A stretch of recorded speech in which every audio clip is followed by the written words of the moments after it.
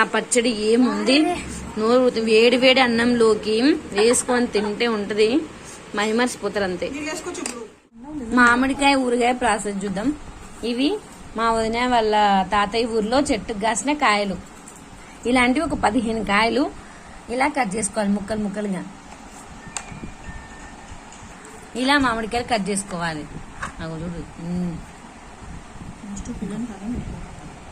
ఇన్ని కాయలు, ఇవి మొత్తం ఒక 15 కాయలు ఉంటాయి.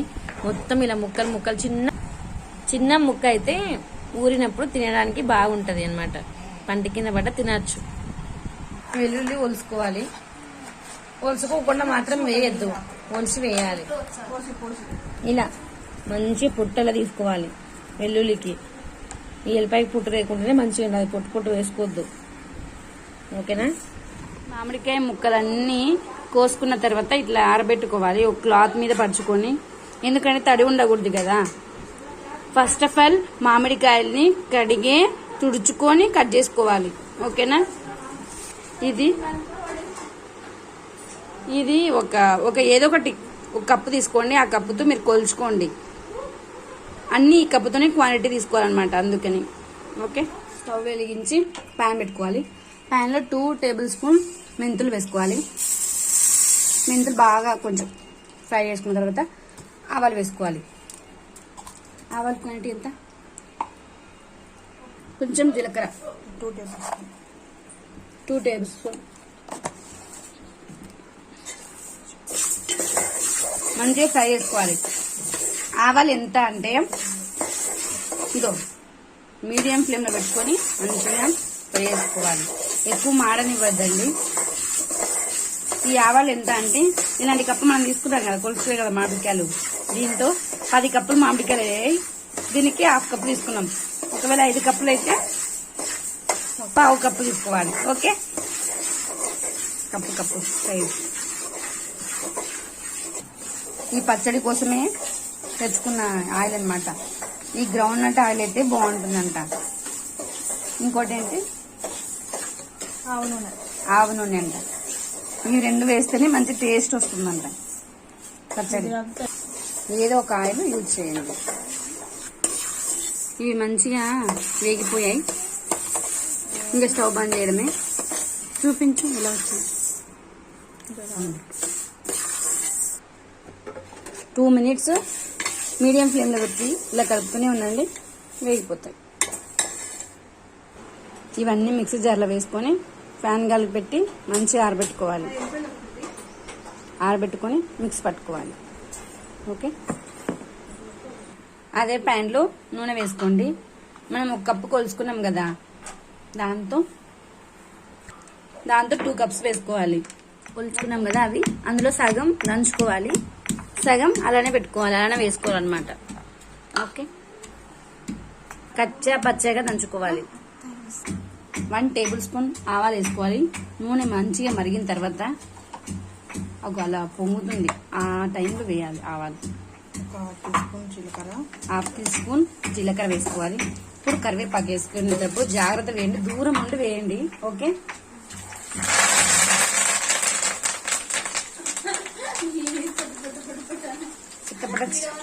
కరివేపాకు వేసిన వెంటనే స్టవ్ బంద్ చేసి వేసుకోండి, అది మగ్గిపోతుంది. ఎల్లిపాయ వేసుకోవాలి. కచ్చపచ్చ దంచి పక్కన పెట్టుకున్నాం కదా, అది వేసుకోవాలి. ఉడుకుతున్నాం దీంట్లోనే. ఇంకా చల్లారిన దాంట్లో ఎల్లిపాయ మంచిగా మగ్గిపోతుంది. బాగా చల్లారేంత వరకు అలానే వదిలేసేయండి దీన్ని.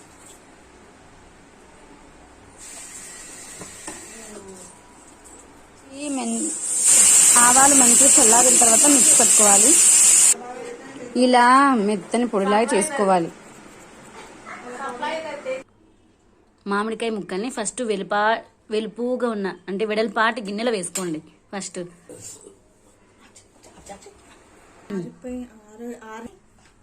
ఈ ఆరిపోయిన మామిడికాయ ముక్కల్లో వెల్లుల్లి కలుపుకోవాలి. వెల్లుల్లి కలుపుకున్న తర్వాత కారం పొడి వేస్తుంది.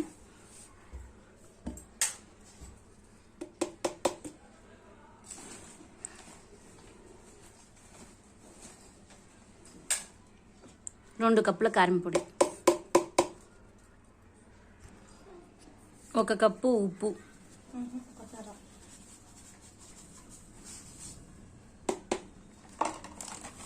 మొత్తం 1.5 కప్పు ఉప్పు వేసుకోవాలి. అంతా క్వాంటిటీ ప్రకారం అంటే 1 కప్పు సైజు. ఇంకా మిక్సీ పట్టుకున్న ఆవాల పొడి వేస్తున్నాం.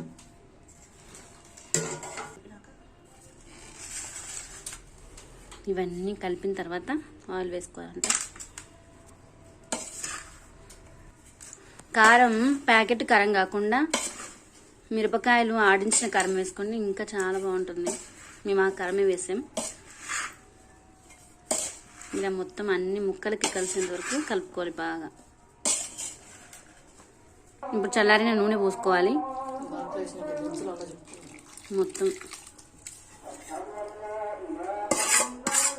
మొత్తం ఇలా మిక్స్ చేసుకోవాలి బాగా.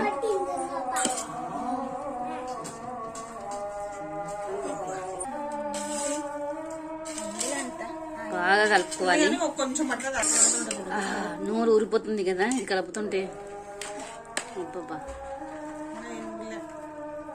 ఊరుతుంది. ప్లీజ్ ఫ్రెండ్స్ మా ఛానల్ ని సబ్స్క్రైబ్ చేసుకోండి, లైక్ చేయండి, షేర్ చేయండి ప్లీజ్ ఫ్రెండ్స్.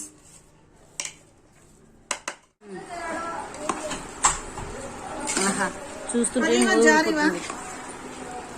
ఇలా మంచిగా ఇలా కలుపుకున్న తర్వాత ఆ జాడీలో వేసుకోవాలి. లేదంటే ఒక గాజు సీసా లేదా ఇలాంటి జాడీ ఉంటే ఇందులో వేసుకోండి.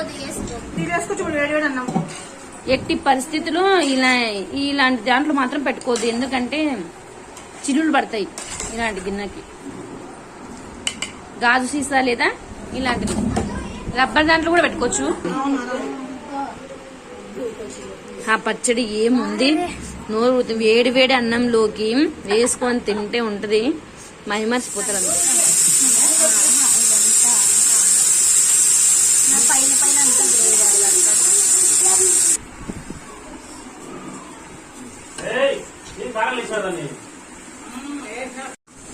ఆవకాయ మొత్తం ఈ జాడీలోకి వేసుకొని ఇలా గాలిపోకుండా టైట్ గా మూత కట్టుకోవాలి.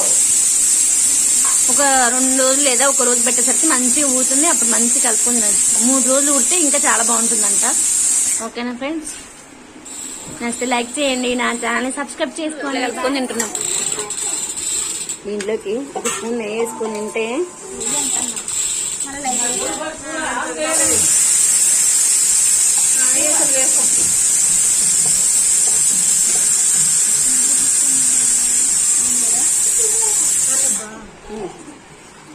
ఓకే.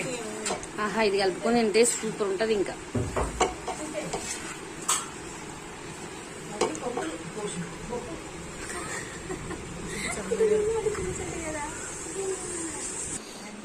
అబ్బా ఎంత టేస్టీగా ఉందో.